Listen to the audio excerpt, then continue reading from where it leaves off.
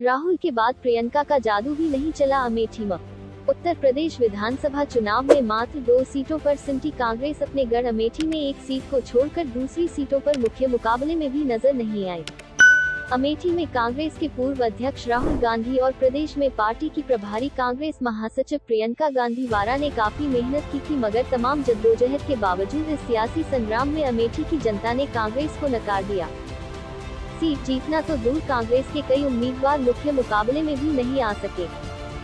राहुल के साथ प्रियंका इफेक्ट भी भाजपा की आंधी में काम नहीं आया। जिस सीट पर पार्टी के मजबूत होने का दावा किया जा रहा था, वहां पर भी पार्टी हालत खस्ता हो गई। अमेठी विधानसभा में पार्टी ने भाजपा छोड़कर आए आशीष शुक्ला पर दांव लगाया था, वहां भी पार्टी ने सबसे खराब प्रदर्शन किया। बीजेपी और सपा की लड़ाई में जहां बीजेपी को 2 सीट और सपा को 2 सीटें मिली, वहीं कांग्रेस और बीएसपी आपस में आगे आने की लड़ाई लड़ती रह गई।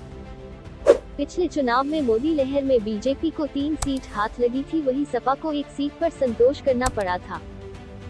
उस चुनाव में बीएसपी का प्रदर्शन संतोषजनक था। अमेठी में सपा मुख्य मुकाबले में थी, वहीं गौरीगंज सीट की बात करें तो इसमें सपा के उम्मीदवार ने जीत दर्ज की थी। मुख्य मुकाबले में यहां कांग्रेस रही थी। जगदीशपुर विधानसभा सीट पर बीजेपी उम्मीदवार ने जीत दर्ज किया था। कांग्रेस यहां भी बेहतरीन प्रदर्शन करते हुए दूसरे स्थान पर थी। तिलोई विधानसभा से बीजेपी के मेनकेश्वर शरण सिंह ने जीत दर्ज की थी। इस बार भी बीजेपी ने जीत दर्ज किया। कांग्रेस यहां तीसरे नंबर चली गई। कांग्रेस की खोई हुई जमीन वापस पाने के लिए अमेठी में राहुल और प्रियंका ने ताबड़तोड़ जनसभा और रोड शो किया। प्रियंका ने राजस्थान के मुख्यमंत्री भूपेश बघेल और हार्दिक पटेल को भी अमेठी भेजकर जनसभा व जनसंपर्क कराया। इसके बावजूद जिस जगदीशपुर विधानसभा में राहुल और प्रियंका ने अपने उम्मीदवार के समर्थन में वोट मांगा, वहां उनका उम्मीदवार जीत के आंकड़े से बहुत दूर रहे।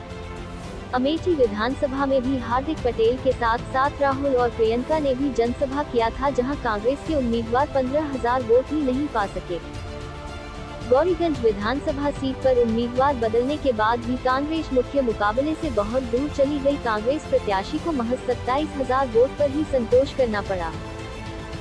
वहीं तिलोई विधानसभा में कांग्रेस प्रत्याशी तीसरे नंबर पर जा खड़े हुए। कांग्रेस के दयनीय प्रदर्शन को देखकर कहा जा रहे हैं कि 2024 के लोकसभा चुनाव के लिए कांग्रेस को अपना पार्टी स्ट्रक्चर बदलने के साथ साथ अपने वोटरों से जुड़ना पड़ेगा। पार्टी को अब राज्यों के साथ पूरे देश में गठबंधन की रणनीति पर ज्यादा जोर देने की जरूरत है।